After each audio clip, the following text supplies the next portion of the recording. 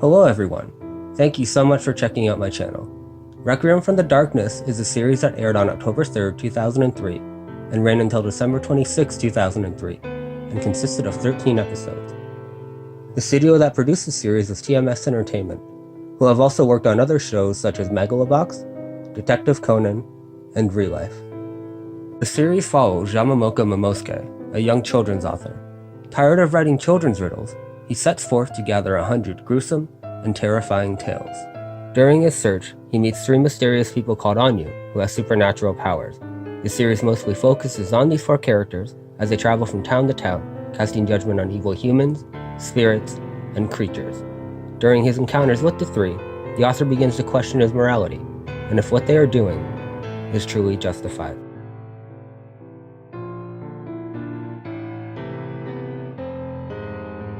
During this review, I'd like to touch on a few points which will hopefully help you decide if this show is worth watching or not. And, without further ado, let's begin.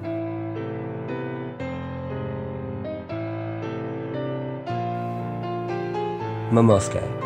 I'll be frank, I found Momosuke's character to be pretty annoying. He was the one who wanted to go on this journey in the first place to write the 100 Tales. However, throughout the series he tries to impede the other 3 in doing their jobs. The series tries to set up the author as a human counter between the other 3 characters, by constantly challenging them on their methods of punishing their targets. This can work in some situations. However, the villains in this series are so irredeemable, it comes off as more frustrating. Yamamoto cries about their deeds, but continues to follow them or interact with them when they run into each other. This doesn't ruin his character necessarily, as he does help out, but his complaining did turn me off. Overall, I would say he was passable as a character, and if he cut back on the whining, he would improve by a lot. Ogine. Ogine is the puppeteer of the group, and has the ability to manipulate her puppet in any way she likes. Playful and sarcastic, Ogine is the most distant from Momosuke in the beginning, often calling him a pervert because he walked in on her when she was taking a bath. During this series, she does warm up to Momosuke, and the two begin to develop an interest for each other. I did find this rushed and out of the blue. Ogine was cool, and was really the only one to call the author out on his bullshit when he began to complain. Without going into too many spoilers, just know that Ogine was once alive, and we do get to see how she died in a later episode. Overall, I really liked Ogine. She was playful, distant, and not afraid to protect those she believed deserved it. Nagamimi. Nagamimi is the shapeshifter of the group, and has the ability to change into many figures, often impersonating other people. Nagamimi seems like the most calm out of the 3, and is usually the one who tries to keep Momosuke from interfering with their plans. Like Ogine, we do get a bit of a backstory of when he was alive, however, it is a lot less in-depth than hers. I personally really liked Nagamimi. He was fun, and I really never knew what he was actually feeling, as even in the most dire of situations, he kept the same demeanor. Mariichi. Mariichi is the leader of the group. A spiritualist or trickster, Mariichi is the one who casts judgment on their target, sending them to the next world. Mariichi is also the one who Momosuke interacts with the most in the beginning, usually warning the young author to stay away. Mariichi, in my opinion, was also the kindest character. When Momosuke would fuck up and cost them their job, Mariichi rarely showed anger. I believe that in the beginning, the reason Mariichi wanted the author to stay away is because he is in the living world and can enjoy the perks of life. Mariichi makes it very clear that they live in 2 separate worlds. However, his warnings are usually ignored. Out of the 3, I would like to know a bit more about his backstory, as it seems there's a lot more to tell. Overall, most of the characters, except for Momosuke, were pretty fun and enjoyable to watch.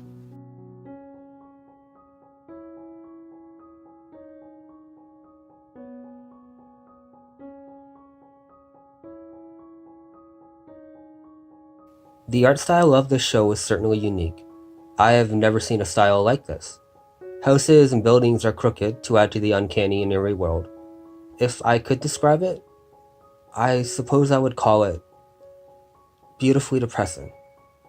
There are not a lot of bright and uplifting colors in this show, as it would not fit. The world looks like hell on earth, and it works. People are murdered without reason. This is truly a time where the strong dominated the weak. and we can see that just by the art style alone. The bleak designs really exaggerate the dystopia the show takes place in.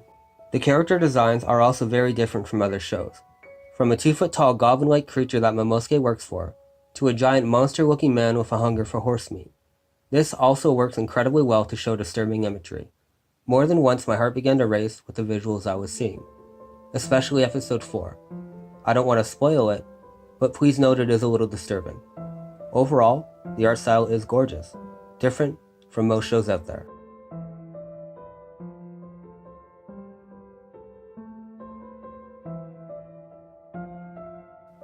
I had a great time with this series. It's a mostly episodic show that follows our main characters arriving in the town, ridding the place of whatever evil resides there. However, with this type of formula, some episodes are better than others. For example, one of my favorites being an episode where we follow a caged man who is rumored to become a bloodthirsty creature at night. The man appears to be kind and sweet, with the looming notion of what he could potentially become kept me very interested. I had no clue what a Tanuki looked like, and just by imagining what kind of grotesque creature this guy would turn into kept me very interested. But most of them are pretty entertaining. The different legends and foes we're presented with throughout the series are not only cool but intriguing, and the duality of the author trying to finish the 100 Tales and the Angu going after their targets all work pretty well for the most part. My only real gripe would be, I wish the show would spend 1 or 2 more episodes on the cases. I really wanted to explore some of the side characters a bit more, as it would stretch out their arc and the emotional impacts would hit home a lot harder. But with only 13 episodes to work with, I understand not going this route.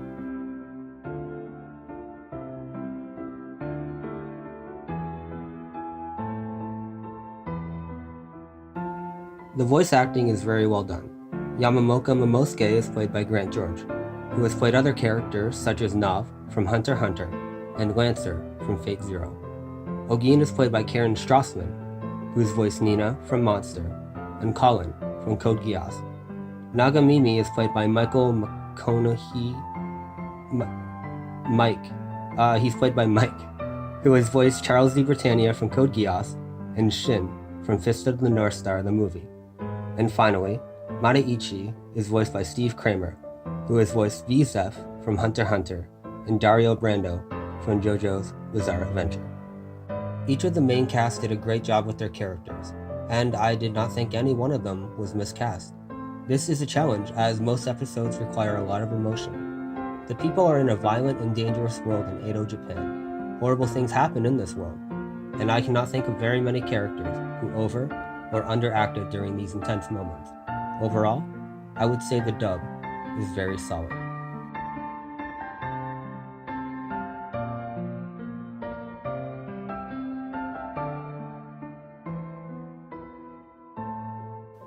Requiem from the Darkness was based off The Wicked and the Damned, 100 Tales of Karma, a series of short horror collections. There are 7 volumes of the book series. TMS Entertainment was founded in 1946, but did not venture into animation until 1964, with its first project being a show called Big X, which ran for 59 episodes. Steve Kramer also served as voice director of Requiem from the Darkness.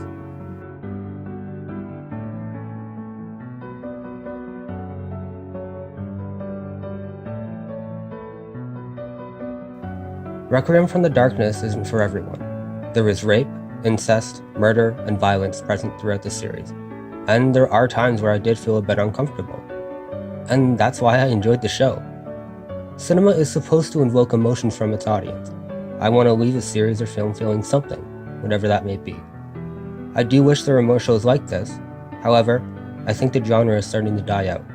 I can't think of too many shows that have recently come out that have not been afraid to take on the themes the show has done. The rating I'll give this show is an 8. It's not perfect, but it's a series I won't forget anytime soon, and will most likely watch again in a couple of years.